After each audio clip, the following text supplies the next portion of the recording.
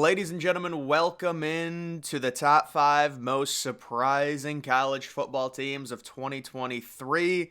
I did the most disappointing teams yesterday. Now we are on to the most surprising teams that nobody expected to really do as well as they did. And beginning with number five, it is Northwestern. Now, I was considering leaving Northwestern off of this list, considering the division they play in is so horrible, but this was a team people legitimately thought could go 0-12 before the season with the whole Pat Fitzgerald thing. They started off 0-1, and they were actually like 2.5-point underdogs versus UTEP. They end up crushing them.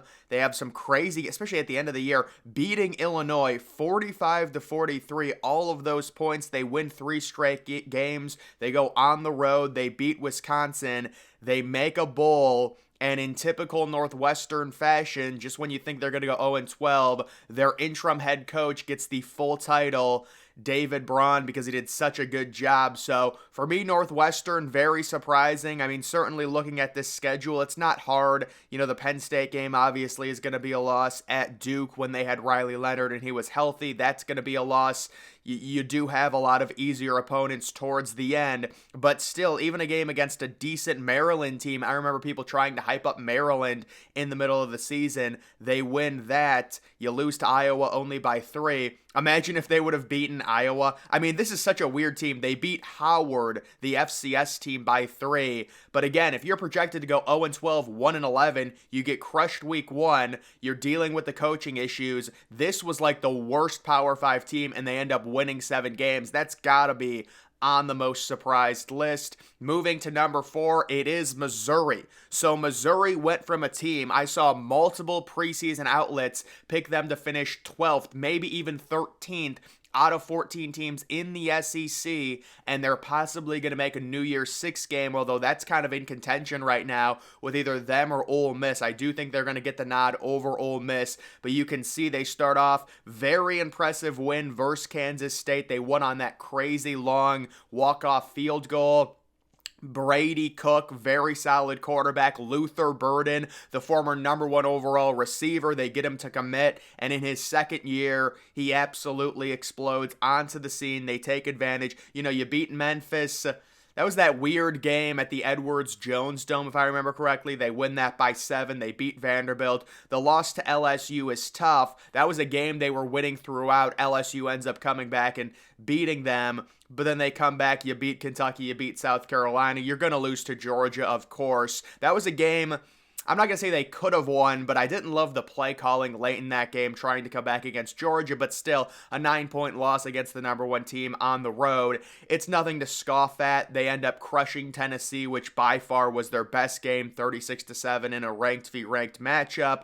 You beat Florida by 2, kind of a wobbly performance, and then you crush Arkansas on Black Friday. So Missouri, out of the SEC East, certainly easier than the West, but this is like the final year of the SEC East having light schedules, considering you do have Oklahoma and Texas coming into the conference. Very, very nice from Missouri, possibly going to a New Year's Six Bowl after being projected to finish in the bottom tier of the SEC. Moving on to number 3, most surprising team. Believe it or not, it's UNLV.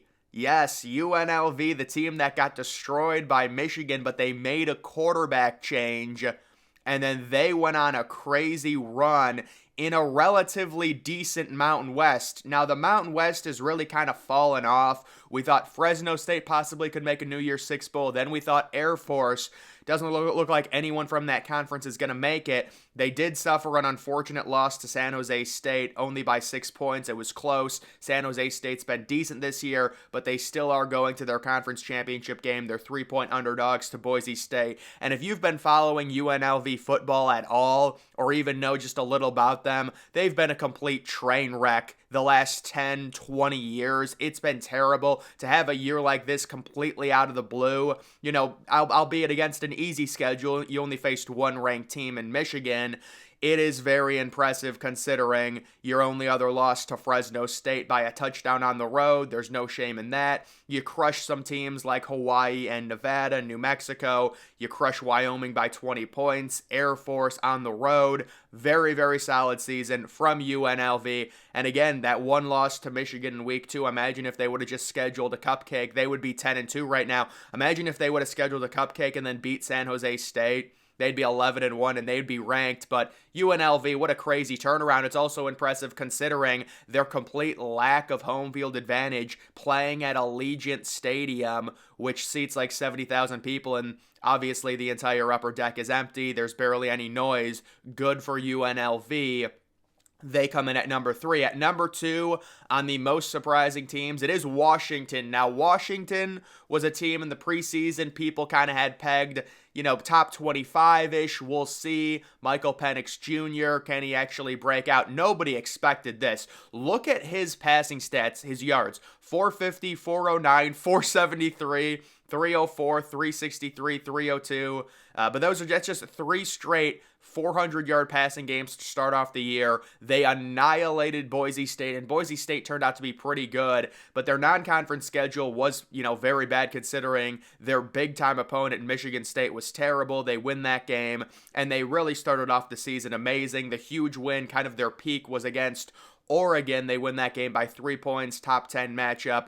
And then they kind of fall off a little bit in terms of, it's still good because you're winning these games, but only 15-7 over Arizona State. Either way, nobody expected them in a very tough Pac-12 to go on the road and beat USC, to go on the road and beat Oregon State at Arizona. That turns out to be a very quality win, by the way, based on how good Arizona turned out. Washington, the defense, it was solid throughout the year. They did what they had to do, and now they are 1 win away from making the playoff. Nobody expected that. Nobody expected them to actually go undefeated throughout the entire regular season. I'm not sure many people thought they would even go 10-2, let alone undefeated, especially with the narrative surrounding how good the Pac-12 conference was, especially with those games against Oregon and USC, but they're able to make it unscathed. I mean, that's a tough schedule, 3 straight ranked games there towards the end of the year, although I do think Utah, maybe not the best team dealing with all those injuries. Either way, Michael Penix Jr., my prediction is he'll probably finish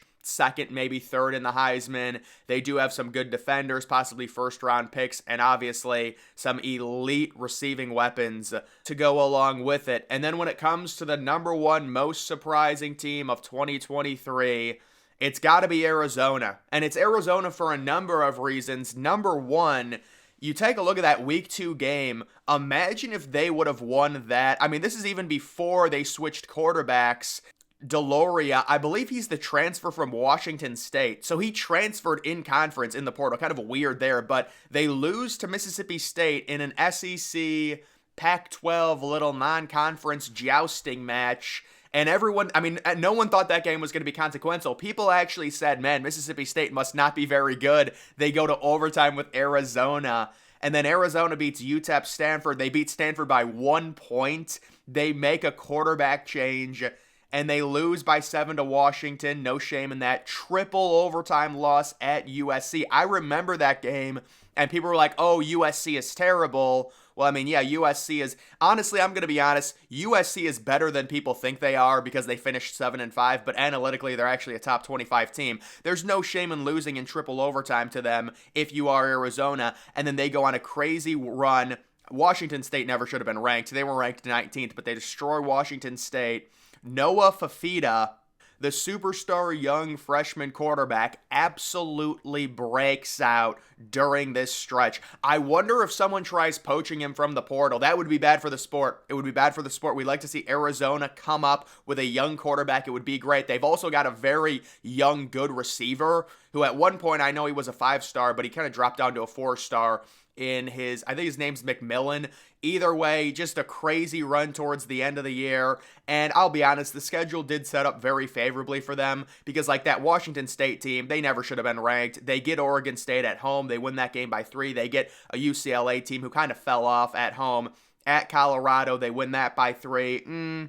You beat Utah at home, kind of blow them out, and then at Arizona State. Still, even with the schedule breaking easy for them towards the end of the season, getting a lot of home games, they were able to finish off 9-3 and very likely a top 15 team. Nobody could have projected that, especially starting 3-3, winning your final 6 games. And now you've got a young quarterback who's a freshman to possibly build around. Again, as long as he doesn't get poached in the transfer portal. Arizona seemingly on the up and up with that crazy year. So guys, those are my top 5 most surprising teams. Once again, going with Northwestern at number 5. Possibly predicted to go 0-12, 1-11. They finished making a bowl with 7 wins. Missouri at number 4, picked to finish as a bottom feeder in the SEC. They end up possibly making a New Year's 6 game. UNLV at number 3, kind of a left-for-dead program. Surprises people, wins 9 games, gets possibly ranked, although they did just lose to San Jose State, so that's not going to happen. Number 2 is Washington. Nobody thought they would go undefeated, especially in what amounted to be a very tough Pac-12 conference. And then number 1 is Arizona. So the top 2 teams, both from the Pac-12. You could certainly move Missouri up to like number 2 if you really wanted to. I mean, there's also a number of teams I left off this list, but either way, those are just my top 5. That's going to do it for this video, guys. Make sure you're following me on X. Link to that's always in the description.